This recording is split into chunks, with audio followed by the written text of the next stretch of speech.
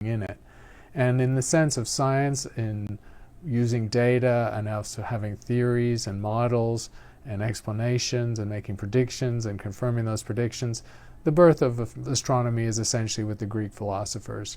Some of them were pure philosophers and mathematicians, not really interested in astronomy, but some of them were interested in astronomy. Aristarchus would be a good example. And so I'd say the early Greek era would be the beginning of the scientific study of astronomy. Excellent. The next question is from Wendy Traver, who sent an email. Why are there no rings around the terrestrial planets? Is it because of their distance from the Kuiper belt, where the ring material might come from? It's a good question. Terrestrial planets in our solar system, all four, have no rings, and the four giant planets, Uranus, Neptune, Jupiter, and Saturn, all have ring systems. They're quite subtle in a few cases. Saturn's the only prominent one. The ring material is leftover material from the formation of the planet. And so basically the terrestrial rocky planets are so small that although there may have been leftover material in the equatorial plane, it essentially dissipated over time, a long time ago. And the gravity of the planets is of course weak, so that material was susceptible to being scattered or diffused or gradually lost into space. So that's the basic reason there are no ring systems around the smaller planets. The next question is from Jake Johnson, who's on with us live. Professor, what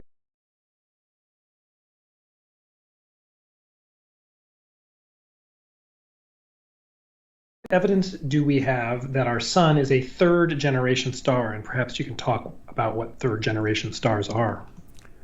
Well, the generations of stars are generally classified as going back to the beginning of time. We have population zero, as it's called, or the first generation of stars in the universe. And those were stars that formed soon after the Big Bang, when there were no heavy elements. And we actually haven't directly observed the first stars in the universe. They're probably 100 to 200 million years after the Big Bang. But theoretical models predict that you actually form very massive stars that way, as more massive than any stars we see around us now, 100, 200, even 300 times the mass of the sun. These obviously die as supernova, leaving behind black holes, and explosively creating heavy elements. The next generation of stars is the ones that are primordial to a galaxy that forms not near the Big Bang, but within a few billion years of it. So the Milky Way, for example, the oldest stellar populations in the Milky Way are about 10 or 11 billion years old. The universe had been around for a few billion years. There were heavy elements, but not too many. And so those early stars in the old stellar populations of the galaxy, which is the halo basically, globular clusters would be a good example. Those are the second generation. And then the third generation are stars that formed well after the galaxy formed. And the sun, of course, is a good example of that, because the sun's age is 4.5 billion years. And the Milky Way has been around for 10 or 11 billion years. So there were billions of years of star birth and death before the sun formed, which means the sun formed out of material, gas, that had a lot more heavy elements than were around at the beginning of the Milky Way or the beginning of the universe. Excellent, thank you. The next question is from Kendra Smith.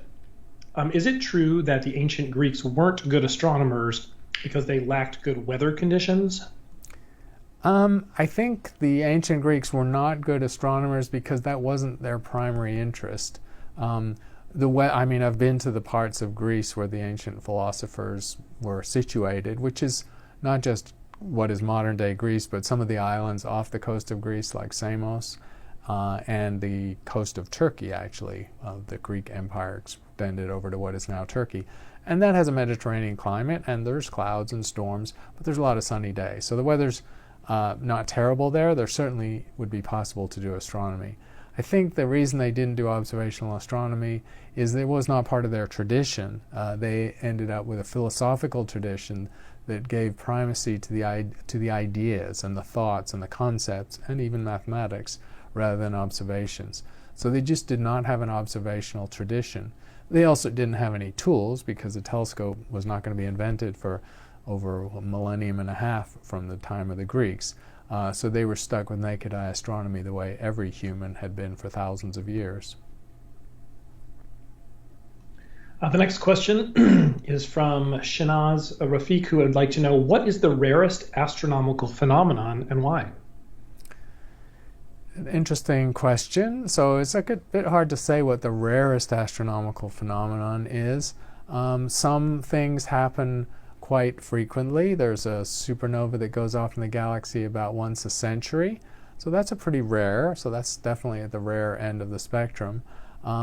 There are gamma ray bursts, and I would say that a gamma ray burst is a very rare phenomenon because although we can observe with satellites one gamma ray burst going off a day, that's through pretty much the entire observable universe. So in terms of the frequency of a gamma ray burst per galaxy, these things only happen once every few 100 million years. So that's pretty rare, and I'd probably call that the rarest phenomenon. Excellent. Chris Bacon asks, are there any suggested conditions required for the evolution of intelligence, just like for the evolution of life? What are some conditions that might have led to the evolution of intelligence in species from cephalopods to us? Well, that's a big and controversial question because we only have one history to study. We have the history of life on Earth as well as we understand it. And we don't know how to look at a single history and decide what are the necessary or sufficient conditions for any part of that history to occur, either the formation of life itself or the evolution of intelligence. All we can do is look at what we understand about that history and try and draw inference from that. So that's a rather weak process logically. And what we see is that the origin of intelligence started with vertebrates and the fact that they had central nervous systems, and eventually those central nervous systems developed a sort of nexus of processing the signals, which evolved into something we would call a brain. We see the first hints of central nervous systems almost 1 billion years ago in the record of life in the oceans, because life was not on the land then. And the first hints of brains is a somewhat controversial subject, but it could go back almost that far, so 700 or 800 million years ago. These are very rudimentary brains, just simple processing of sensory signals in a vertebrate. And of course, different evolutionary paths, for instance, led to cephalopods and us. We are separated on the tree of life by a few 100 million years of evolution, so they are quite distant relatives of us. And we don't know how inevitable the formation of brains was. But once you had sensory equipment and a central nervous system and a processing unit, there's obviously a selective advantage to those creatures relative to other creatures. And so creatures who had that apparatus would start to survive better, evolve and adapt better, and by Darwinian principles, they would come, if not to dominate, at least to persist and continue along that trajectory. And so that's how we think we got brains. Fernando Gonzalez asks, what would light from an orange dwarf star look like? Would it be the same as here, but with an orange star or an orange sun? Yes, orange or red dwarfs are the coolest stars. It's a matter of subjectivity whether you can look at a star in the sky and say it's red or orange. The surface temperature of the coolest stars is about 3,000 Kelvin compared to the sun, which is 5,700 Kelvin, and that's a yellow star, obviously. So you're talking about temperatures that are substantially lower than the sun's surface temperature, and to the eye that indeed would look orange, if not dull red. And so these are the coolest stars. They're all low mass stars. They can go down to about 1/10 the mass of the sun before you hit essentially the fusion limit, below which you don't have a star at all. The next question is from Hernan Reyes, who sent an email but is also on with us live. He has questions about the recent 2022 report from the Office of the Director of National Intelligence on unidentified aerial phenomena, or the UFOs. The conclusions of the report were very dry and formal. Do you have any idea why it didn't just state outright that with all of the new technology that we have, alien intelligent origin to UAPs would or could have been detected instead of, I guess the comments were, more clinical than that? And do you have any idea why they might have just come outright and said that these things are unrealistic and don't exist?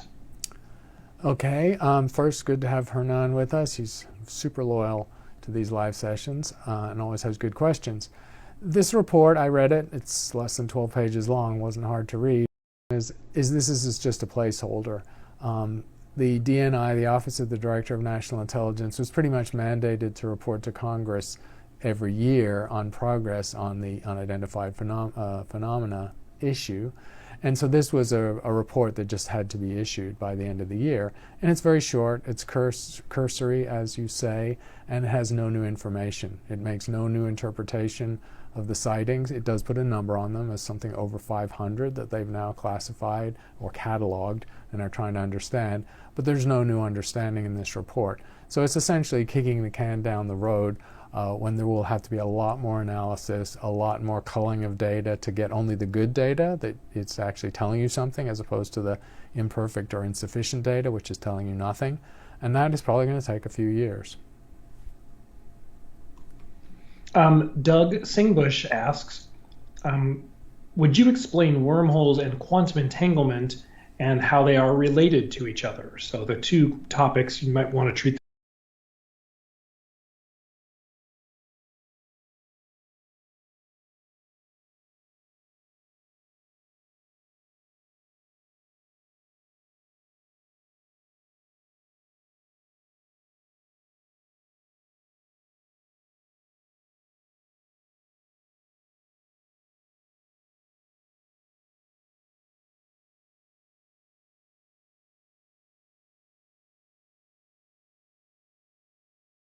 them as different questions, unless they're specifically related, but wormholes and quantum entanglement. Right. So wormholes is a speculative idea that emerges out of general relativity, the curvature of space-time by mass energy. And in principle, you could have a rupture in space-time where two different locations in space are connected, in a sense, by a portal of curved space. And that's sort of the definition of a wormhole. So it's a sort of interconnected part of space-time. Space-time that we observe is extremely dull and uninteresting. It's almost totally flat. Black holes do exist. We've confirmed that with plenty of evidence. And they are essentially regions of space-time that are just pinched off and invisible to the rest of the universe. But they don't, as far as we know, connect to any other region. So we have no observational evidence of any wormhole, even though theoretically they're allowed. Quantum entanglement is something that has only a loose connection to astronomy. It's a phenomenon that is obviously heavily studied in physics labs. It's a very mature subject now. Entangled states have been created that show coherence or entanglement over distances of thousands of kilometers, which is a kind of phenomenal result. And essentially it's been used to show that physics is non-local, because these entangled states simultaneously maintain information in a coupled quantum system over a large distance, which seems to violate causality, and that's what we mean when we say physics is non-local. So it's a very important phenomenon in physics and in quantum physics, but it doesn't have any direct relationship to astronomy at the moment. The next question is from Maxwell Bennett. Dr. Impey, how can we determine the gravitational effect of a planet when that planet is affected in turn by the gravitation of everything else in the universe? Why do we isolate it, so to speak? Well, that's a good question. So gravity is a long-range force. It's a 1 over r squared in the Newtonian description of gravity. And no matter how big r gets, 1 over r squared is very small but never zero. And so it's an infinite range force. So yes, in principle, you should have to calculate the gravitational effect of everything on the universe on any one object you're considering, like a planet. But in practice, that inverse square is a very rapid decline in the force. And so in physics, we also talk about a sphere of gravitational influence. So when you're within the solar system, the planets are within a sphere of gravitational influence of the sun. And if you calculate, and that extends to the edge of the outer planets and the Kuiper belt, but if you calculate the gravitational effect of, say, the next nearest star on the planets in our solar system, it's so negligible you can ignore it. So although these effects are not zero, they're so tiny they are not really relevant in the calculation. The next question is from Chef Senior. Is there any validity to the claim that to be an astronomer you have to engage in a certain amount of guesswork? In other words, is there a lot of uncertainty involved in astronomy since you can't test things that occurred in the past? I wouldn't necessarily say astronomy is full of guesswork. It is full of inference for sure, with limited data sets and imperfect data sets. And perhaps beyond other sciences, it does involve speculation. It's not a lab science. So physics, biology, chemistry, these are lab sciences where you get to control the circumstances and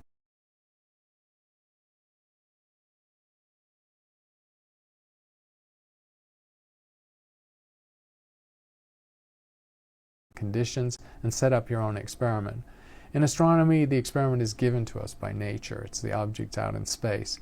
And so we're applying our intelligence through observations with telescopes and through theories that we devise in our heads using mathematics as a tool. And we do the best we can. And it is inevitably imperfect because our observations are imperfect. The universe is a huge place, and many of the phenomena we're dealing with are very remote. The level of information we have from them is very small. If you talk about the super faint galaxies found by the Hubble Space Telescope, some of those galaxies, that's a trillion stars essentially, only 1 photon per second arrives at the Earth at that large distance. That's a paltry amount of information. So I think we're not talking about guesswork so much as just being severely limited by the amount of information for large parts of the universe. The next question is from Chris Bacon. How probable is it that extraterrestrial life looks like anything we have on Earth, considering convergent evolution would require millions of years of shared conditions? Basically, how logical are little gray men?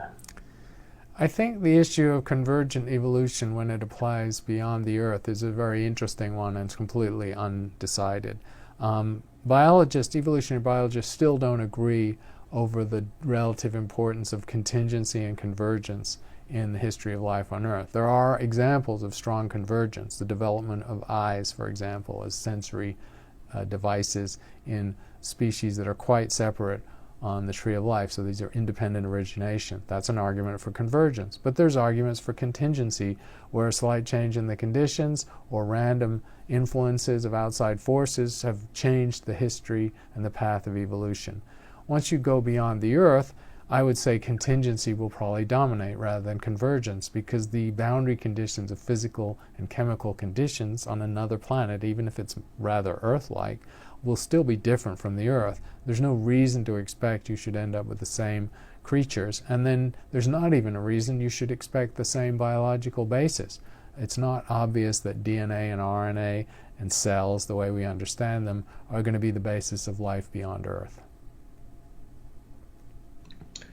The next question is from 800 millimeter telescope project, who's on with us live. Hi, Professor. What is the mechanism that makes Cepheids such a reliable candle, and how important are they for distance assessment?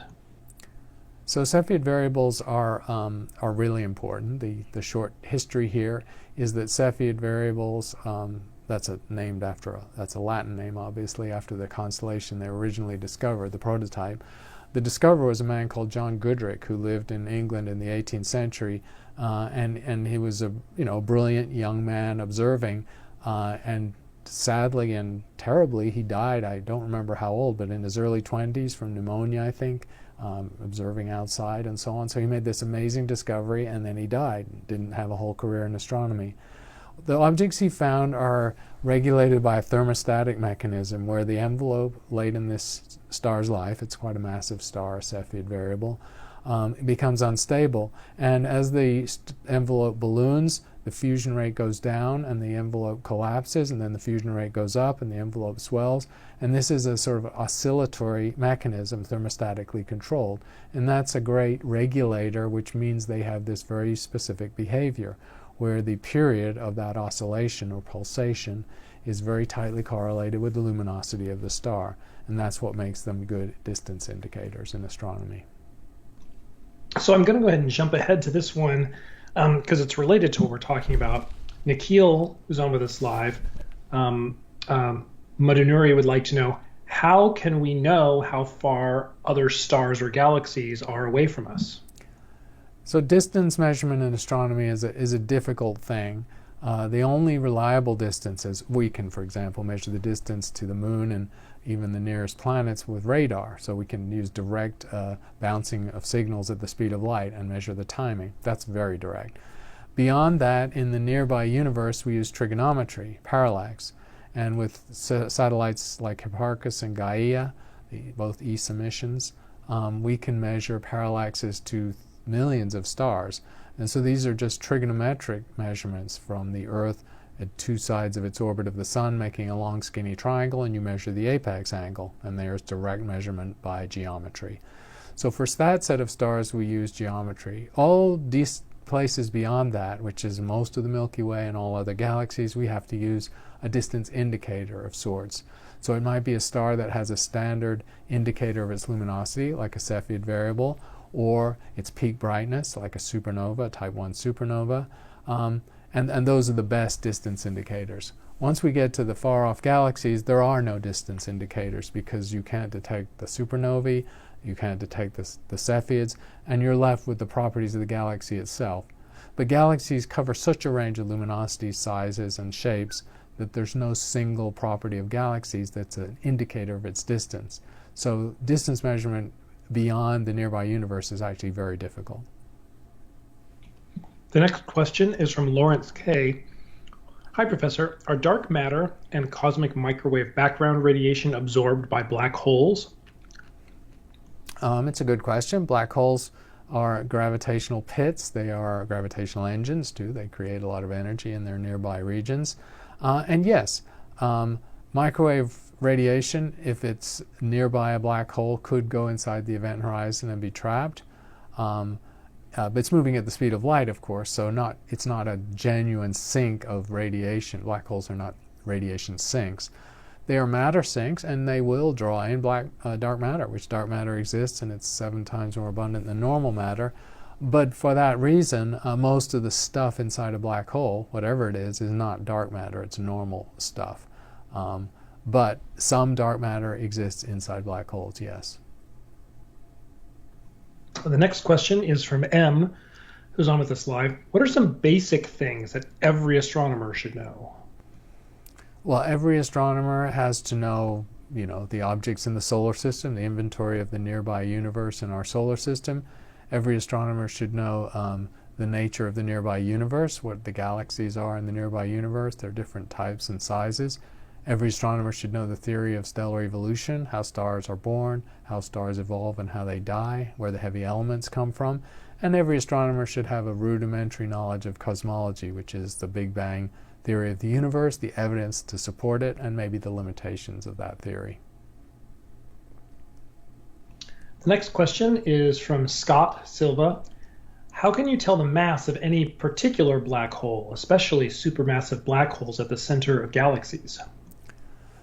So mass is a tricky thing to measure in astronomy because it's not written on the object. You can see the size of something, you can see the brightness of something, and maybe measure its distance, but mass is an indirect measurement. Now, stellar mass black holes, you can only measure their mass when they're in binary systems, and you can apply Kepler's law to the binary system. So an isolated black hole, you can't really measure its mass.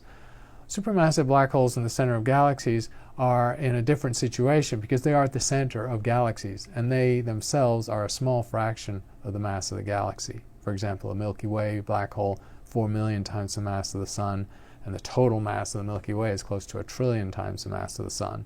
So a black hole is a tiny object by fraction of mass.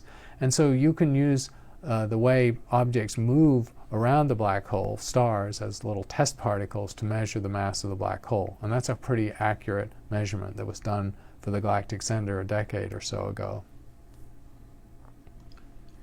The next question is from Marcia Wilcox. Do you have any suggestions about learning more about variable nebulae, especially the McNeil Variable Nebula and M78? What are some good resources that students might use for learning about various astronomical phenomena in general? Well, for astronomical phenomena in general, there's a large literature here, and if you're talking about variable nebula, that's a really small niche, and so you have to go to a significant sort of encyclopedic source of information. The astrophysics of variable nebula and all astrophysical phenomena is best covered in the kind of book that astronomy majors use in their, maybe not freshman, but maybe their sophomore year. So there's an introductory astrophysics book by Carroll and Ostley, and that's recommended. That's used by our students, and it's highly recommended. It's a big book, probably 700 or 800 pages, and it has all of that astrophysics in it. The next question is from Faisal, who joins us frequently, so it's great to see you back. What is the origin of the iron found in the terrestrial planets in the solar system? Was it formed with the formation of the solar system, or did it come from outside our solar system? So the iron in our solar system, and all the heavy elements in our solar system, pre-existed the formation of our solar system. So those elements were created at least 4.5 billion years ago. And so when the solar nebula formed and collapsed into the planets, those leak off gas into space. So basically those iron atoms all came from previous generations of stars, typically massive stars, because that's what's required to create heavy elements like iron. The next question is from Austin McMahon, who's on with us live. Does citizen science play a role or have a place in astronomy? Absolutely. Citizen science is a very vital field now. It goes back decades, actually. But the first project many people might have been aware of is Galaxy Zoo. Galaxy Zoo has now been subsumed into something called Zooniverse. And Zooniverse goes well beyond astronomy, includes anthropology, archaeology, biology, many different projects. I think there are currently 16 to 18 astronomy projects on the Zooniverse website. So citizen science is a very major thing because those projects involve tens of thousands of citizen scientists making literally millions of observations. And they're using research-grade data, and so they're discovering things of interest. I think also on the Zooniverse website they have a list of refereed publications that include citizen scientists, so people without degrees in astronomy necessarily. And there's 50 or 60 refereed publications from citizen scientists. So they're not just doing idle exercises, they're really contributing to research. Raul Gonzalez asks, I've just rewatched the wonderful series Cosmos by Dr. Carl Sagan. My question is, how much has the vision of astrophysics changed to date since that time? It's an interesting question because that was a while ago, and of course, as you know, Cosmos was rebooted with an advantage of a generation's better computer technology and animation and CGI with Neil deGrasse Tyson as the host. Some people, I will stay agnostic on this, some people think the original was not improved on despite the increased technology. And so Sagan's series was highly influential. This is from the 1970s though, and astronomy has really moved on. For instance, we did not know about dark energy in the time that the first Cosmos series was made. We hadn't discovered exoplanets. So those are two huge things that could not be part of the Cosmos series. We sort of knew about dark matter, but it wasn't really a major issue then, and I don't think it featured very much in the Cosmos series. So cosmology has absolutely moved on, and the astronomy also in 50 years has moved on a lot. There are lots of movies now that use the concept of the multiverse, including the recent Everything Everywhere All at Once. Can you talk about whether a multi-universe is possible? It's possible, but it's a very much a leading edge theoretical concept. It emerges out of the idea that the universe had a quantum origin, that the universe in the Big Bang Theory, if you push it to its limit back to time zero, was a quantum-sized entity and therefore could have been in a quantum origination.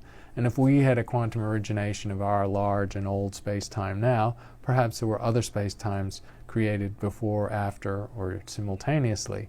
And so that is the basis for the multiverse idea. And some people have also justified it based on string theory, which postulates many different vacuum states, some of which could lead to universes that you could observe. So that's the basis for the multiverse. It has no predictions that have been confirmed, so I would say it's not in any state of verified science. It remains as pure speculation, but it's such a rich idea conceptually that, of course, movie makers have run with it. And the movie that the question asked about, I've seen it. It's a fun movie, slightly too long actually. I think they could have cut it by an hour and it would have been just as good.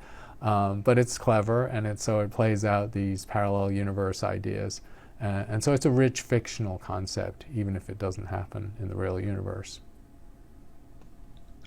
The next question is from Saruba, who asks, what could be the exact number of planets around any star?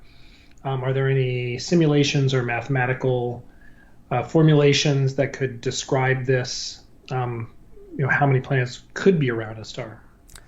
It's a good question. And so people have done simulations of planet formation to get an idea of that.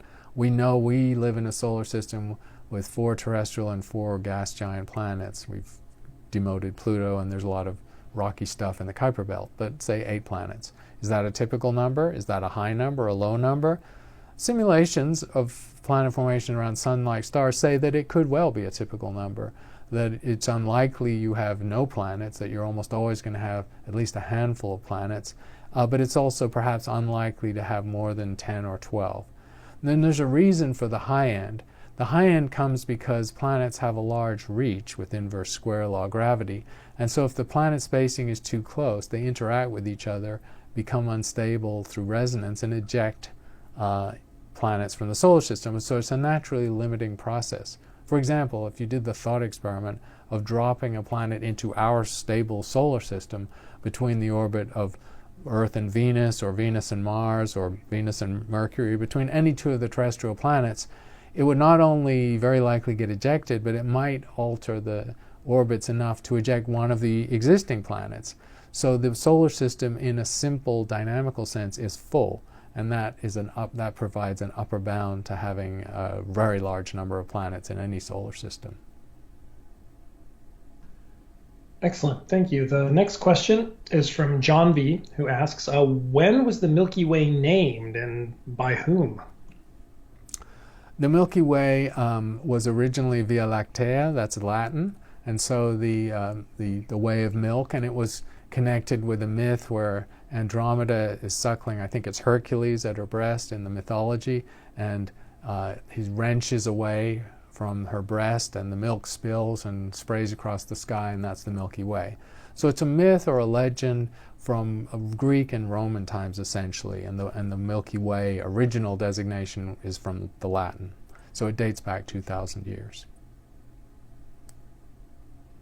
The next question is from Mystical Wisdom. Can you talk about the best way to view a comet from home? And I assume this is because there is a new comet that has been in the news and is visible or may be visible more soon.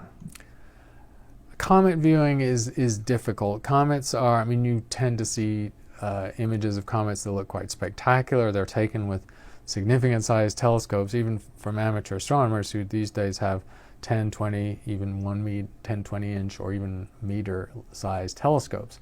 So, that's not typical of what most people have access to. The diffuse coma and tail of a comet is low surface brightness. It's very hard to see without a dark sky. So basically, to see a comet, it has to be a pretty good comet. It has to be pretty nearby and pretty bright in the sky. You have to be in a dark location, and probably you at very least need binoculars. Naked eye is not often good enough. You may not need a small telescope, but you probably need 30, 40, 50 times power binoculars. Dan Cooper would like to know if you can talk a little bit about this green comet that will be close to Earth later this month. What do we know about it? And yeah, I'm going to have to pass on that one. I don't know much about this comet. Okay. The next question is from David, who would like to know, is electromagnetism the only force that can collapse a particle's wave function, or can the weak, strong gravitational forces do this also, and has it been experimentally verified? It's not entirely clear what causes the collapse of a wave function in quantum theory, but certainly gravity has nothing to do with it. So we have no way to connect gravity to quantum theory and those forces, and it's a very much weaker force. So it almost certainly is not implicated in the collapsing the wave function. The collapsing of the wave function basically occurs through the act of measurement. And since the act of measurement is typically done by bouncing a particle or a light wave on an experimental situation like an atom or a molecule, then indeed it is probably the electromagnetic force mostly that causes the collapse of the wave function. The next question is from Isla. If two people are in two separate gravitational fields but of equal strength, will they experience the same passing of time? Yes, that's a good question, and the general relativity describing how clocks behave in a local gravitational field would say that if you had two equivalent gravitational fields, the clocks would keep equivalent time. Excellent. Mr. P would like to know, is there any correlation between dark matter and the formation of life on Earth or elsewhere? There has been some speculation. On its face, there's no connection. That dark matter is a diffuse material that interacts extremely weakly and rarely with normal matter, so how could it possibly have an influence on life on Earth? The only way that it has been hypothesized that dark matter could have an effect on life on Earth is that the Earth and the solar system have passed in and out of different regions of the Milky Way over cosmic time, over 4.5 billion years of the Earth and 4 billion years of life on Earth. And the dark matter density in different parts of the Milky Way varies, and so there's a prediction and an expectation that in some points in this history the Earth might have passed through denser regions of dark matter, and that those interactions might have had some effect of life on Earth. But there's no real good mechanism being proposed here, and there's no testable prediction as far as I can tell. The follow-up question to the time question, or from just 2 questions ago, is time, or how might time be different on the James Webb Space Telescope, just out at L2 in our solar system?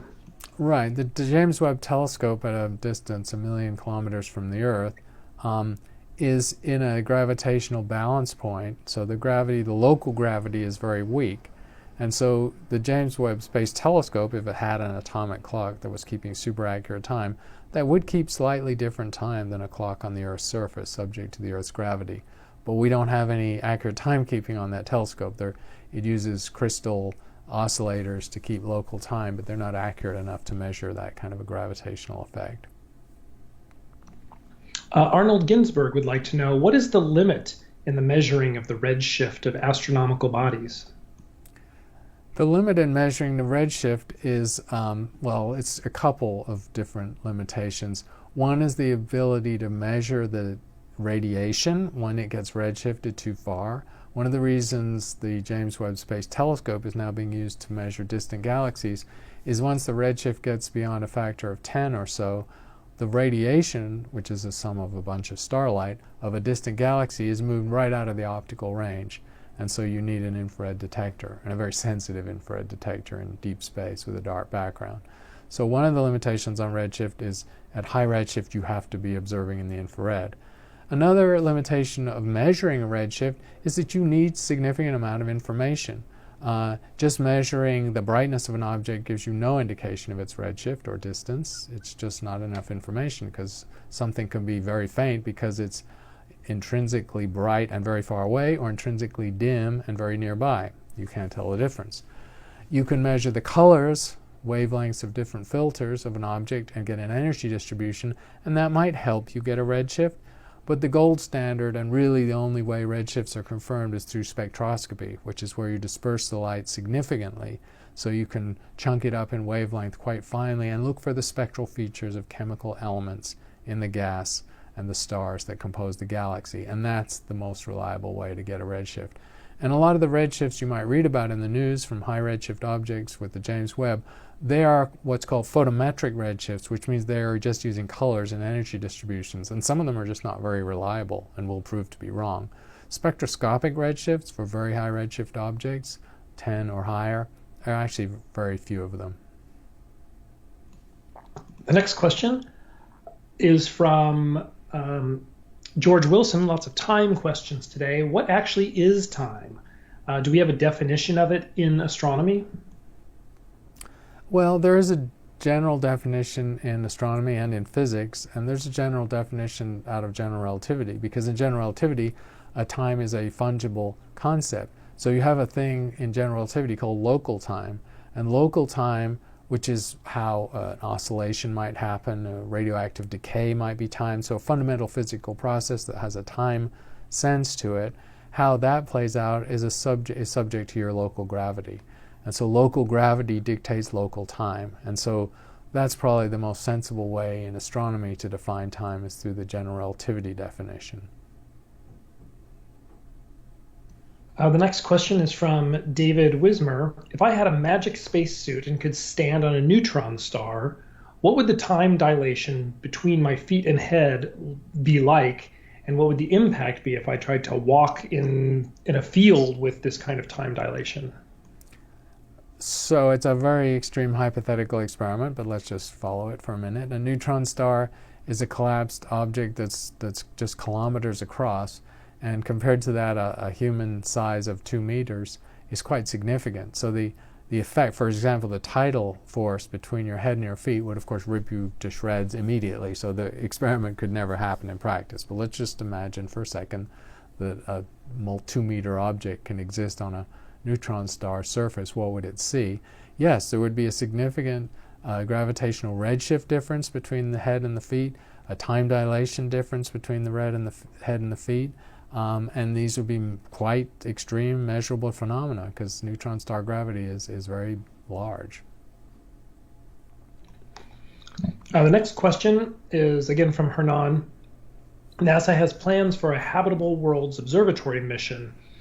The question is, could any of the physical or biological markers that this mission is equipped to detect be signs of some form of life more sophisticated than mere bacteria, amoeba, paramecia, single-celled organisms? Could it indicate more complex life, or would we not be able to tell? So the general framework for these advanced missions, and the Habitable Worlds mission that the question is asking about, is a future mission. It goes well beyond Kepler and beyond TESS, the current exoplanet hunting missions, or the previous and current exoplanet hunting missions, to characterizing Earth-like worlds. This Habitable World mission is at least a decade away, probably 15 years away from launch. It's very expensive. It's a flagship mission, cost of probably $4 or $5 billion. And its funding is actually not secure. So that's when we think or hope it'll go out. It's using the standard method, which is looking for biomarkers, which are the chemical imprints on an atmosphere that we think are caused by our type of biology, which would be either photosynthetic life form or a methanogen, so metabolism based on oxygen or methane. And that's the signature we're looking for, along with water. To look for other signatures, you would actually be looking for what are called technosignatures, and these are signatures in a chemical sense of an advanced civilization. Now, what might those be? Those might be pollutants, the kind of pollutants that only humans in industry can create. They might be chlorofluorocarbons, the refrigerant, as you probably recall, that was leaking into the atmosphere and destroying the ozone layer, and we've now luckily ruled those out. But those kind of things, a refrigerant like that, is only a chemical made by human technology. And so if you detected that in the atmosphere of a planet, it's a pretty good sign there's intelligent life. So yes, there are some technosignatures, which is to say chemical signatures of a planet atmosphere that indicate an advanced civilization rather than just microbes. The next question is from G.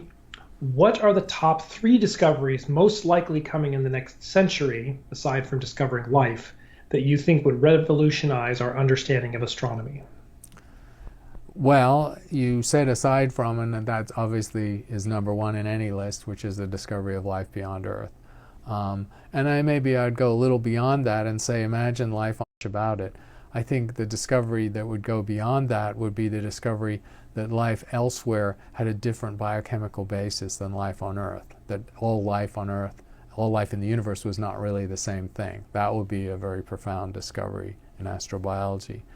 Beyond astrobiology, a profound discovery would be to show that inflation happened, because we simply don't know that the inflationary cosmology is truly correct. And another profound discovery, something that's been asked about already this hour, is to show that quantum genesis did indeed lead to other space-times and so that the multiverse theory is actually correct. That will be a very profound discovery. The next question is from M. Are there any theories that were set aside or discarded but now have been found or proven to be correct?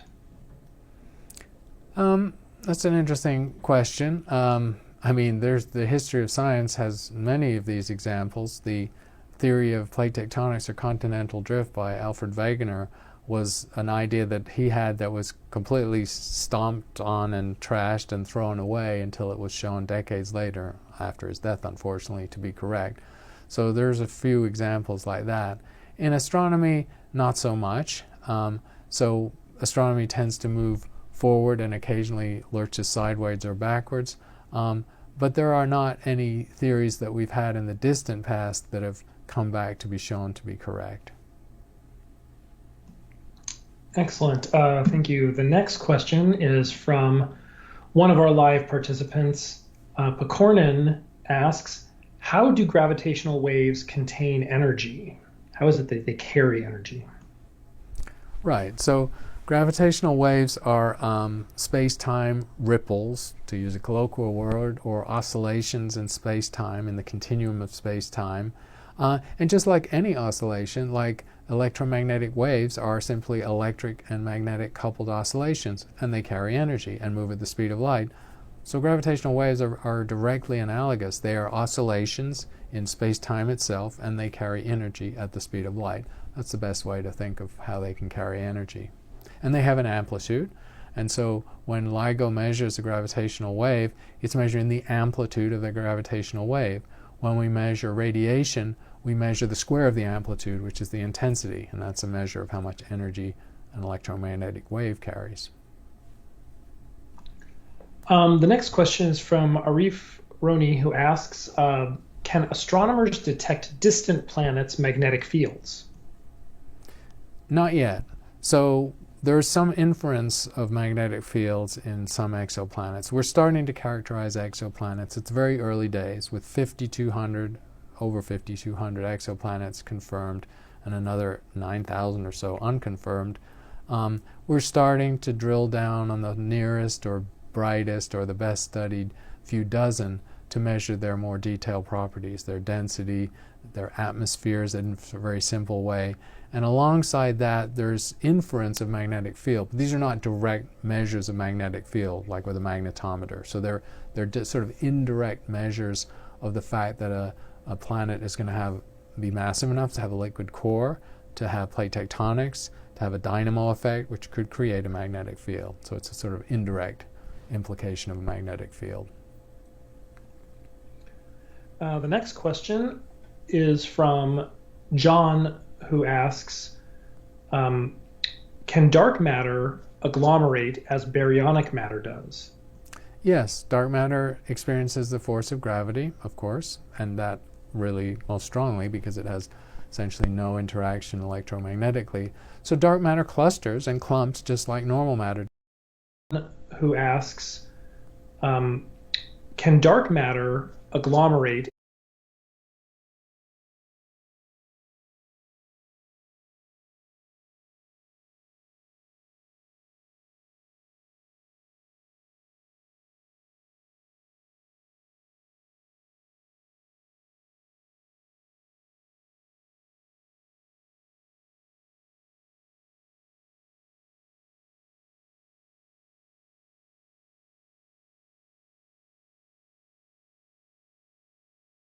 as baryonic matter does? Dark matter size telescopes at radio and millimeter wavelength, and if you recall the black hole image from the Event Horizon Telescope, that shows what happens if you have 10 microarcsecond resolution. And so the dark matter action electromagnetic Matter does. Yes, dark matter experiences the force of gravity, of course, and that really most strongly because it has essentially no interaction electromagnetically. So dark matter clusters and clumps just like normal matter does. And in fact, in simulations and in measurements of the dark matter around galaxies in their halos, we see evidence that the dark matter has concentrated. And so when galaxies form, the dark matter starts to clump. And so the dark matter density in space at the center of a galaxy is substantially higher than in the outer regions of the galaxy. So yes, dark matter does concentrate over time due to gravity. Pecornin, who's on with us live, would like to know if we could build planet-sized telescopes, how far could we see and what would the resolution be? Well, we can build planet-sized telescopes, just not at optical wavelengths. So we've already built planet-sized telescopes at radio and millimeter wavelength. And if you recall the black hole image from the Event Horizon Telescope, that shows what happens if you have 10 microarcsecond resolution at millimeter waves. You can see an event horizon of a black hole, in the case of M87, that's 60 million light years away. So that's the power of a planet-sized telescope, but it's at radio wavelengths. If you could have a planet-sized telescope at optical wavelengths, then the angular resolution increases with the wavelength. And optical waves are millions of times smaller than radio waves, so your resolution would be a fantastically small number. If in principle you could have a planet-sized telescope, you could look at exoplanets and nearby star systems and see the details of them. You could see the continental masses and maybe even large structures that civilizations might have been built. But those capabilities are probably not decades, they may even be centuries away. The next question is from Birhane, who asks, can we prove string theory? Why are there no proofs of this yet?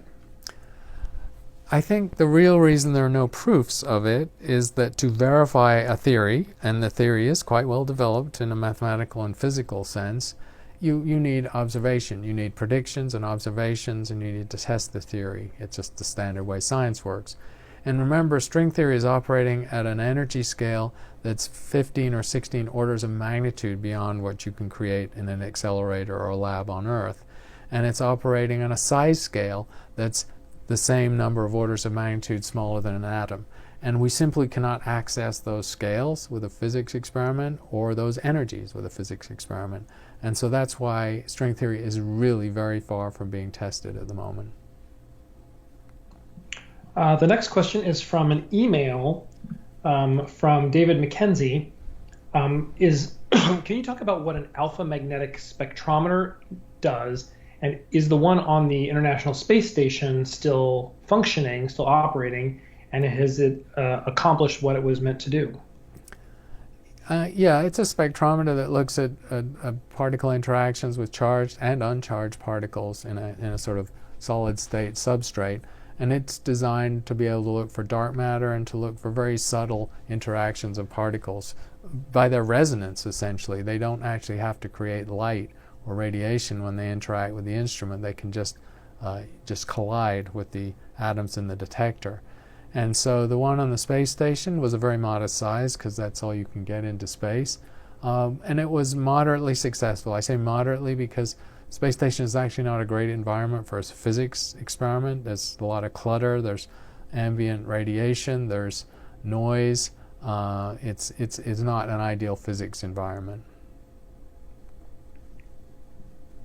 Pramod would like to know, living organisms seem to violate the second law of thermodynamics.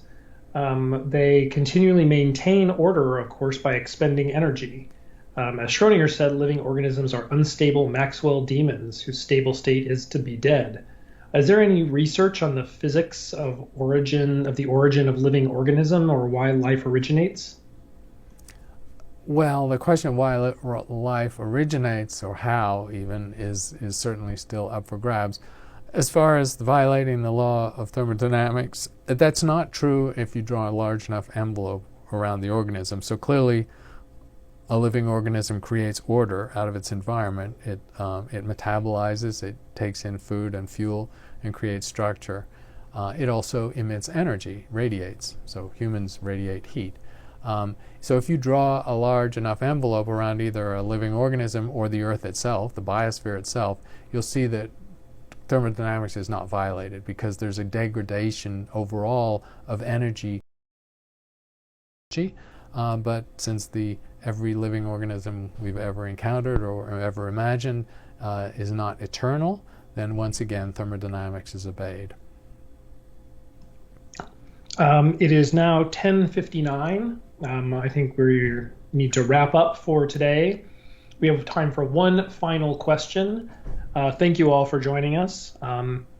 We'll say goodbye, and I'll turn on the post stream so you can all chat for a few minutes after we finish up.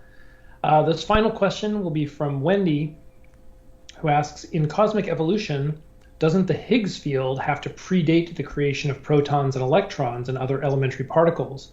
And does it negate the concept of each atom having intrinsic mass?